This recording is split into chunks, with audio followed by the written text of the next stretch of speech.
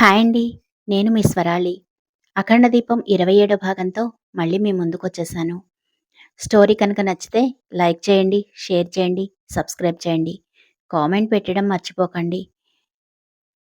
Comment పెడితే నాకు కూడా కొంచెం స్టోరీ త్వరగా అప్డేట్ చేయాలనే ఉత్సాహం వస్తుంది. ఇక లేట్ చేయకుండా మనం మన స్టోరీలోకి వెళ్ళిపోదాం. సంతోష్, నీ గురించి నాకు తెలీదా నాన్న? కానీ ఇప్పుడు మీ నాన్నగారు కూడా ఇంట్లో లేరు కదా! అందుకే నాకు కొంచెం నీ హెల్ప్ కావాలి అని అడిగింది భువనేశ్వరీదేవి. అమ్మా, ముందే చెప్పాను కదా! నువ్వు ఏదైనా సరే ఆర్డర్ వేసి చెప్పు. ఇందులో హెల్ప్ చేసేదేముంది? ఇది నా బాధ్యత అని అన్నాడు సంతోష్. ఏమీ లేదు నాన్న. మీ మామయ్య ప్రభాకర్ ఉన్నాడు కదా! అని ఉపోద్ఘాతంగా మొదలుపెట్టింది భువనేశ్వరీదేవి. ఉన్నాడు కదా! ఏమైంది? కొంపదీసేదైనా యాక్సిడెంట్ అయిందా? అని కంగారు పడుతున్నట్లుగా అడిగాడు సంతోష్. శుభమా అంటూ పెళ్లి మాటలు మాట్లాడాలి అనుకుంటే అలా నెగటివ్‌గా మాట్లాడతావేంటి బావా? అంటూ విసుక్కుంది సరయు. Sorry sorry Sarayu. ఏమీ అనుకోకు. అమ్మ సడన్‌గా మావయ్య గురించి చెప్పేటప్పటికి ఏమైందో అని కంగారులో అలా అడిగేశాను. బాధపడుతున్నట్లుగా అన్నాడు సంతోష్. సరయు, నువ్వు కాసేపు సైలెంట్‌గా ఉండు అని సరయుతో చెప్పి సంతోష్ వైపు తిరిగి, ఇప్పటికే ప్రభాకర్ చాలా కంగారు పడుతున్నాడు నాన్నా. ఎంతైనా సరయు అతని కూతురు కదా! సరయు భవిష్యత్తు ఏమైపోతుందో అని వాడికి చాలా కంగారుగా ఉంది.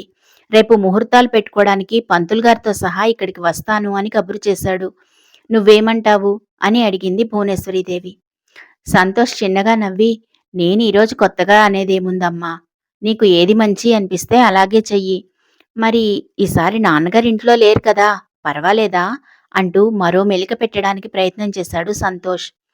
పెళ్లి టైం కల్లా ఆయన ఎక్కడున్నా ఇంటికొచ్చేస్తారు సంతోష్ అని పొరపాటున నోరు జారింది భువనేశ్వరీదేవి. ఎక్కడున్నా ఇంటికి రావడం ఏంటమ్మా? ఆయనని ఫారెన్ పంపించానని చెప్పావు కదా! అంటూ తిరిగి క్వశ్చన్ చేశాడు సంతోష్. అదే నాన్న, ఆరోగ్య పరిస్థితి ఎలా ఉన్నా సరే ఇంటికి తిరిగొస్తారు అని చెప్తున్నా అంతే అంటూ కవర్ చేసుకోవడానికి ప్రయత్నం చేసింది భువనేశ్వరీదేవి. సరే అమ్మా, నీ ఇష్టం. ఇంతకీ రేపు మామయ్య వాళ్ళు ఏ టైంకి వస్తారు? నాకు తెలిసి ఒకసారి జగన్నాథ శాస్త్రి గారిని కూడా పిలిపించి మాట్లాడితే మంచిదేమో. ఎందుకంటే సరయుకి నాకు పెళ్లి జరగదు అని చాలా ఖచ్చితంగా ఆ రోజే ఆయన చెప్పారు. ఒకవేళ ఇంకా మా జాతకాల్లో ఏమైనా దోషాలు అలాంటివేమైనా ఉంటే పూజలు అలాంటివేమైనా చేస్తారేమో అని సందేహంగా అడిగాడు సంతోష్. సంతోష్ అలా మాట్లాడడం చూసి భువనేశ్వరీదేవికి, సరయుకి ఇద్దరికీ ఆశ్చర్యంగా అనిపించింది. బావా, నువ్వేనా ఇలా మాట్లాడేది? నీకసలు ఇలాంటివంటే నమ్మకం ఉండదు కదా! ఆ రోజు నువ్వు ఇలా మాట్లాడుతుంటే నాకు చాలా ఆశ్చర్యంగా ఉంది అని ఆశ్చర్యంగా అడిగింది సరయు. మొన్నదాకా నేను నమ్మేవాడిని కాదు సరయు.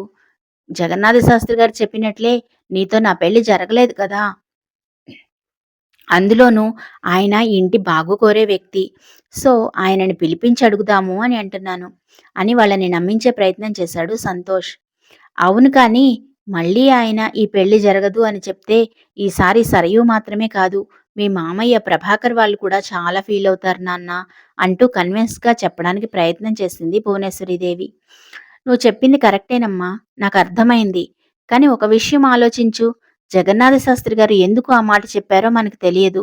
ఒకవేళ మనం మూర్ఖంగా పెళ్లి చేసుకున్నా, ఆ తర్వాత సరయుకేమైనా జరిగినా, నాకు ఏమైనా జరిగినా నువ్వు తట్టుకోలేవు కదా! అందుకే ముందు జాగ్రత్తగా చెప్తున్నాను అని అన్నాడు సంతోష్.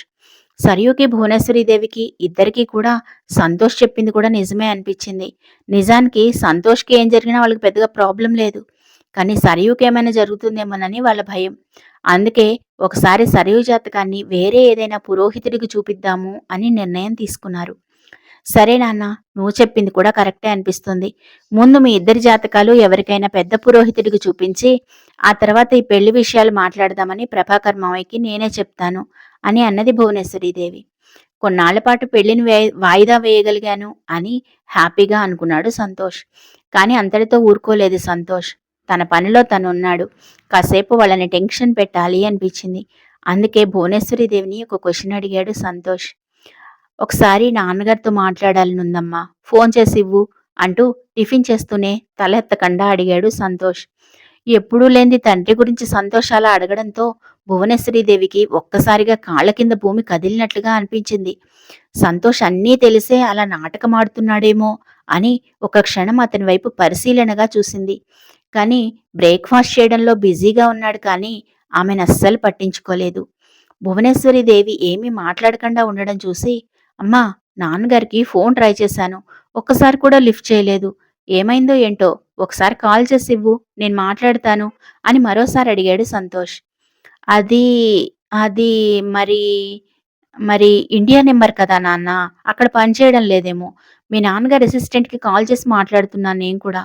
ఇప్పుడు అతను బహుశా అందుబాటులో ఉండుండకపోవచ్చు. అయినా నేను మీ నాన్నగారి గురించి అన్ని జాగ్రత్తలు తీసుకుంటూనే ఉన్నాను. నువ్వు ఆ విషయంలో కంగారు పడకు అని సర్ది చెప్పడానికి ప్రయత్నం చేసింది భువనేశ్వరీదేవి. సంతోష్ నెమ్మదిగా నవ్వి, నాకు తెలుసమ్మా, నువ్వు అన్ని జాగ్రత్తలు తీసుకుంటావు. సరే, ఈసారి ఫోన్ చేసినప్పుడు నాన్నగారిని కూడా ఒకసారి నాతో మాట్లాడమని చెప్పు అని అన్నాడు సంతోష్. సంతోష్‌కి సడెన్‌గా వాళ్ళ నాన్న మీద అంత ప్రేమ ఎందుకొచ్చిందో భువనేశ్వరీదేవికి అర్థం కాలేదు. చిన్నప్పటి నుంచి ఒక రకంగా వాళ్ళ నాన్న మీద ద్వేషాన్ని తనే నూరిపోస్తుంది. అందుకే ఇంట్లో ఉన్నప్పుడు కూడా వాళ్ళ నాన్నతో ఎక్కువగా మాట్లాడేవాడు కాదు. ఈరోజు సడన్‌గా అలా అడగడం చూస్తూ ఉంటే ఆమెకెందుకో డౌట్‌గా అనిపించింది. సంతోష్‌కి భువనేశ్వరీదేవికి అనుమానం వచ్చిందన్న సంగతి అర్థమైంది. అందుకే ఆ విషయం కవర్ చేయడానికి, ఏం లేదమ్మా, బిజినెస్‌కు సంబంధించిన ముఖ్యమైన డెసిషన్స్ తీసుకోవాలి అంటే కొన్నింటికి నాన్నగారి సంతకం కావాలి అంటున్నారు. వీలునామాలో నాన్నగారు ఏదో మార్పులు చేశారట. నా ఒక్కడి సంతకం పెడితే సరిపోవడం లేదు అన్నారు. మరి నాన్నగారు ఆస్తిపత్రాల్లో ఏం రాస్తారో మనకి తెలీదు కదా! అది తెలుసుకుందామనే నాన్నగారి గురించి అడిగాను. అంతకు మించి వేరే ఏమీ లేదు అని ఆమె సందేహాలకి సమాధానం చెప్పాడు సంతోష్. ఓహో! ముసలోడు ఈ మెలికపెట్టిపోయాడన్నమాట. ఈ విషయం గురించి ఎవరినడిగితే తెలుస్తుంది అని ఆలోచనలో పడిపోయింది భువనేశ్వరీదేవి. వెంటనే ఆమెకి గుర్తొచ్చిన వ్యక్తి లాయర్ విశ్వనాథం.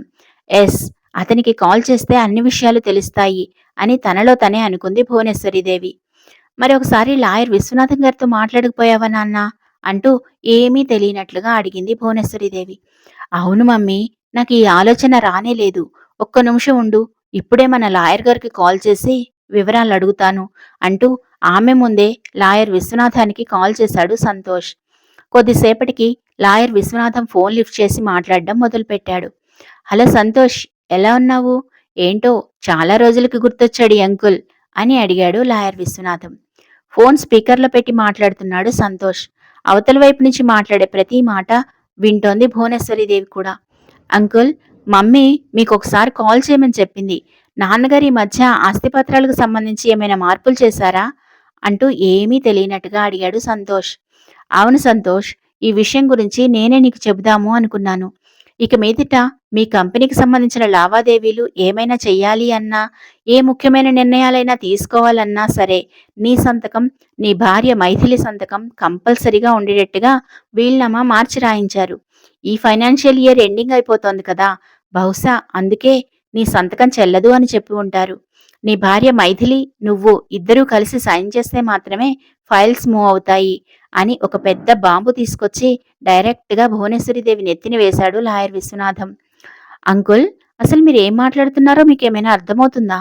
మా ప్రాపర్టీస్ మీద మైథిలికేం హక్కుంటుంది? అసలేంటి నాన్‌సెన్స్ అంటూ కోపం నటిస్తూ అడిగాడు సంతోష్. అదేంటి సంతోష్, ఈ విషయం గురించి నీకు తెలీదా? నాన్నగారు గాయత్రీదేవిని పెళ్లి చేసుకున్న తర్వాత కూడా ఆస్తి ఇద్దరి పేరు మీదకి మారింది. అది మీ వంశంలో తరతరాలుగా వస్తున్న ఒక కట్టుబాటు. ఇప్పుడు కూడా అదే జరిగింది. ఇందులో అంతగా ఇరిటేట్ అవ్వడానికి ఏముంది అంటూ విశ్వనాథం కూల్‌గా సమాధానం చెప్పాడు. వీళ్ళ కట్టుబాట్లు. మధ్యలో మేం చచ్చిపోతున్నాము. ఇంతవరకు ఆస్తి నా పేరు మీదకి రానే లేదు. ఇప్పుడు మళ్ళీ కొత్తగా ఆ మైథిలి పేరు మీదకి మారింది. ఎవరెవరో అధికారం చెలాయిస్తున్నారు కానీ నా బతుకు మాత్రం ఇట్లానే ఆగిపోయింది అని తనను తాను తిట్టుకుంది భువనేశ్వరీదేవి. సంతోష్ చేతుల్లో నుంచి భువనేశ్వరీదేవి ఫోన్ తీసుకొని, మరి గాయత్రీదేవి గారు చనిపోయిన తర్వాత భూపతి గారు నన్ను పెళ్లి చేసుకున్నారు కదా! మరప్పుడు ఈ రూల్ పెట్టలేదెందుకని అంటూ కొంచెం ఇరిటేట్ అవుతూ ప్రశ్నించింది భువనేశ్వరీదేవి. సారీ మేడం, భూపతి గారు లీగల్‌గా మిమ్మల్ని పెళ్లి చేసుకున్నట్లుగా ఏ విధమైనటువంటి సర్టిఫికేట్స్ ఈ రోజు వరకు సబ్మిట్ చేయలేదు. అందుకే మీ పేరు రిజిస్టర్ అవ్వలేదు అని భువనేశ్వరీదేవి తిరిగి మాట్లాడడానికి వీల్లేకుండా ఆమె నోరు మోయించాడు విశ్వనాథం. అసలు పెళ్లి చేసుకునుంటే కదా! ఏ సర్టిఫికేట్స్ అయినా పుట్టించడానికి. అసలు భూపతి తన మెడలో తాళి కట్టాడు అనడానికి ఆధారాలే లేవు. అలాంటప్పుడు ఇక భువనేశ్వరీదేవి ఏమని మాట్లాడగలదు? ఒకవేళ ఇప్పుడు తను మాట్లాడినా మొదటికే మోసం వచ్చే అవకాశం ఉంది అన్న విషయం ఆమెకి అర్థమైంది. అందుకే ఇక ఆ విషయాన్ని పొడిగించదలుచుకోలేదు. ఆ విషయం పక్కన పెట్టండి లాయర్ గారు. ఇప్పుడు ఆ మైథిలి ఇంట్లో లేదు. ఎటు వెళ్ళిపోయిందో మాకు తెలీదు. అలాంటప్పుడు తన సంతకం ఉంటే తప్పితే ఆఫీస్ విషయాలు మూవ్ అవ్వవు అంటే ఎలా చెప్పండి? దీనికేదైనా ఒక దారి చూపించండి అని అడిగింది భువనేశ్వరీదేవి. దీనికి ఒకటే దారి మేడం. మీ ఇంటి కోడలు ఎక్కడికి వెళ్ళిందో వెతికి తీసుకురావడమే. అంతకుమించి నేనేమీ చేయలేను అని అన్నాడు విశ్వనాథం. ఆ మైథిలి మా వాడికి విడాకులిచ్చేసి వెళ్ళిపోయింది. కొద్ది రోజుల్లో సంతోష్ మా మేనకోడలు సరయు ఇద్దరూ పెళ్లి చేసుకోబోతున్నారు. పోనీ ఆ మైథిలి పేరు ప్లేస్‌లో సరయు పేరు ఎంటర్ చేయండి. అప్పుడికే ప్రాబ్లం ఉండదు అని తను ఏదో గొప్ప విషయం చెబుతున్నట్లుగా చెప్పింది భువనేశ్వరీదేవి. భువనేశ్వరీదేవి అలా చెప్పగానే సరయుకి ఒక్కసారిగా రెక్కలు కట్టుకొని ఆకాశంలో ఎగిరినట్లుగా అనిపించింది. అప్పుడే ఆస్తంతటికి తనే వారసురాలైపోయినట్లుగా ఫీల్ అవడం మొదలుపెట్టింది. అంతలోనే ఆమె ఆశలపై నీళ్లు చల్లుతూ లాయర్ విశ్వనాథం మరో బాంబు పేల్చాడు. మైథిలి తనంతట తను విడాకులు కోరుకోవాలి అనుకున్నా సరే వాళ్లకు విడిపోయే ఛాన్స్ ఇవ్వలేదు మేడం భూపతి గారు. ఒకవేళ మైథిలి సంతోష్ గారి నుంచి విడిపోవాలి అనుకుంటే సగభాగం ఆస్తి ఆమెకు చెందేటట్టుగా వీలునామా రాయించారు అని మరో బాంబు పేల్చాడు విశ్వనాథం. అంతేకాదు ఈ ఇంటి కోడలికి ఎవరి నుంచైనా థ్రెడ్ ఉంటుందేమోనని అనుమానంతోటి ఆవిడకి ఏదైనా జరగరానిది జరిగితే ఆస్తి మొత్తం అనాథ శరణాలయానికి చెందేటట్టుగా కూడా వీలు రాయించారు అని చెప్పాడు విశ్వనాథం. ఒక్కసారిగా భువనేశ్వరీదేవి, సరియు ఇద్దరూ కూడా షాక్‌లో ఉండిపోయారు. వాళ్ళ పరిస్థితి అర్థమైన సంతోష్ ఫోన్ తీసుకుని, అంకుల్ నేనొచ్చి మీతో పర్సనల్‌గా మాట్లాడతాను. ఏం చేయాలో తర్వాత ఆలోచిద్దాం. ఉంటానంకుల్ అని ఫోన్ పెట్టేశాడు. వెంటనే సంతోష్ వాళ్ళిద్దరికీ అనుమానం రాకుండా తన కూర్చున్న చైర్‌లోంచి లేచి కాలితో ఆ చైర్‌ని బలంగా తన్నాడు. దాంతో ఆ చైర్ వెళ్లి దూరంగా పడింది. అసలు నాన్నగారు ఇదంతా ఎందుకు చేస్తున్నారో నాకు అర్థం కావట్లేదు. ఇప్పుడు ఆస్తి కోసం ఆ మైథిలి కాళ్ళ దగ్గరికి వెళ్ళాలా? No way! ఆస్తి మొత్తం అనాథ శరణాలయానికి పోతే పోయింది. నన్ను ప్రేమగా చూసుకునే నువ్వున్నావు కదా అమ్మా! నాకది చాలు. నన్ను ఎంతగానో ప్రేమించి నా కోసం ఎదురుచూస్తున్న సరయు ఉంది. సరయుని పెళ్లి చేసుకుని మనందరం మామయ్య వాళ్ళ ఇంటికి వెళ్ళిపోదాం అని చెప్పాడు సంతోష్. సంతోష్ మాటలు విన్న భువనేశ్వరీదేవికి, సరయుకి ఇద్దరికీ ఫీజులు ఒక్కసారిగా ఎగిరిపోయాయి. నిజానికి అసలు ఏం మాట్లాడాలో వాళ్ళిద్దరికీ కాసేపు అర్థం కాలేదు. వాళ్ళిద్దరూ అలా షాక్‌లో ఉండగానే సంతోష్ ఏంటమ్మా ఇద్దరూ అలా ఉండిపోయారు? నేనేమైనా తప్పుగా మాట్లాడానా? అని అడిగాడు సంతోష్. లేదు లేదు నాన్న. నువ్వేమీ తప్పుగా మాట్లాడలేదు. కాకపోతే అంత ఆవేశపడ్డం మనకే మంచిది కాదు. దీని గురించి నేను చూసుకుంటాను కదా! తొందరపడి నువ్వు ఏ తప్పుడు నిర్ణయం తీసుకోకు. నా మాట మీద నమ్మకం ఉంచు అని చెప్పింది భువనేశ్వరీదేవి. నీ మాట నేనెప్పుడు కాదన్నమ్మా. నువ్వు ఎలా చెప్తే అలాగే. అయితే మరి నేనిప్పుడు ఆఫీస్‌కి వెళ్ళొస్తాను అని అన్నాడు సంతోష్. సరే నాన్న జాగ్రత్త. ఇంతకీ నిన్న నువ్వు ఆ మైథిలిని ఎక్కడ వదిలిపెట్టొచ్చావు? అని ఎంక్వైరీ చేస్తున్నట్టుగా అడిగింది భువనేశ్వరీదేవి. ఏమో అదెక్కడికి పోయిందో నాకైతే తెలీదు. అది నీ గురించి తప్పు తప్పుగా మాట్లాడుతుంది అని అక్కడే వదిలేసొచ్చాను. తర్వాత దాని గురించి అసలు పట్టించుకోలేదు. ఎందుకమ్మా సడన్‌గా మైథిలి గురించి అడుగుతున్నావు? కొంపదీసి తనని మళ్ళీ మన ఇంటికి తీసుకొస్తాను అంటావా ఏంటి? అని ఏమీ తెలియనట్లుగా అడిగాడు సంతోష్. లేదు సంతోష్, ఏదో ఒకటి ఆలోచిద్దాంలే అంటూ ఆ సంభాషణ అక్కడితో ఆపేసింది భువనేశ్వరీదేవి. సంతోష్ సరయుతో సరయు మనం ఈవినింగ్ పబ్బుకు వెళ్దాం రెడీగా ఉండు అని చెప్పి అక్కడి నుంచి వెళ్ళిపోయాడు సంతోష్. సంతోష్ తనంత తానుగా సరయుతో అలా మాట్లాడడం చూసి సరయుకి చాలా కన్‌ఫ్యూజన్‌గా అనిపించింది. అత్తయ్య, బావేనా ఇలా మాట్లాడుతూ ఉంది? నాకెందుకో తేడా కొడుతున్నట్టుగా అనిపిస్తుంది అని డౌట్‌గా అడిగింది భువనేశ్వరీదేవి. నీ డౌట్స్ అన్నీ పక్కన పెట్టవే బాబు. ఇప్పుడు మళ్ళీ మనకు ఒక కొత్త సమస్యొచ్చి పడింది. ఆ మైథిలి ఎక్కడ చచ్చిందో దాన్ని వెతకాలి. ఒకవేళ మనం అరేంజ్ చేసిన రౌడీలు ఇప్పటికే దాన్ని చంపేసి గనుక ఉంటే మళ్ళీ అదో పెద్ద తలనొప్పి అంటూ రంగాకి ఫోన్ చేసింది భువనేశ్వరీదేవి. హలో మేడం, నేనే మీకు కాల్ చేద్దాము అనుకుంటున్నాను. ఇంతలో మీరే కాల్ చేశారు అని అన్నాడు రంగా. కొంపతీసి దాన్ని చంపేయడం అయిపోయిందా? అంటూ కంగారుగా అడిగింది భువనేశ్వరీదేవి. లేదు మేడం. తనసలు ఎక్కడికి వెళ్ళిందో ఇంతవరకు దొరకలేదు. సిటీ మొత్తం అయితే వెతికాము. మాకెక్కడా కనిపించలేదు. అదే విషయం మీతో చెప్దామని కాల్ చేశాను. మీరిచ్చిన డబ్బులన్నీ తనను వెతకడానికే సరిపోయాయి అని చెప్పాడు రంగా. రంగా, నీకు ఎంత కావాలంటే అంత డబ్బిస్తాను. కానీ అది నాకు ప్రాణాలతో కావాలి. మొత్తం వెతికించు. ఎంత తొందరగా వీలైతే అంత తొందరగా దాన్ని పట్టుకో అని ఇన్‌స్ట్రక్షన్స్ పాస్ చేసింది భువనేశ్వరీదేవి. అదేంటి మేడం? తను కనపడితే చంపేయమన్నారు కదా! మళ్ళీ ఇప్పుడు ప్రాణాలతో కావాలంటున్నారేంటి? అని విసుగ్గా అడిగాడు రంగ. నీకు వివరాలన్నీ అనవసరం రంగా. నాకది ప్రాణాలతో కావాలి అంతే. త్వరగా పని చూడు అని చెప్పింది భువనేశ్వరీదేవి. అయితే మరి కొంచెం ఖర్చవుతుంది. అమౌంట్ ట్రాన్స్‌ఫర్ చేయండి అని అన్నాడు రంగ. దాన్ని తీసుకొచ్చి నా కళ్ళ ముందు నిలబెట్టు. నీకు 10,00,000 రూపాయలిస్తాను. పని జరిగిందాకా మాత్రం ఒక్క పైసా కూడా ఇవ్వను అని స్ట్రిక్ట్‌గా చెప్పింది భువనేశ్వరీదేవి. అయితే మీ డబ్బులు మీ దగ్గరే పెట్టుకోండి. నాకేం అవసరం లేదు. నేను చేయాల్సిన పనులు నాకు చాలా ఉన్నాయి.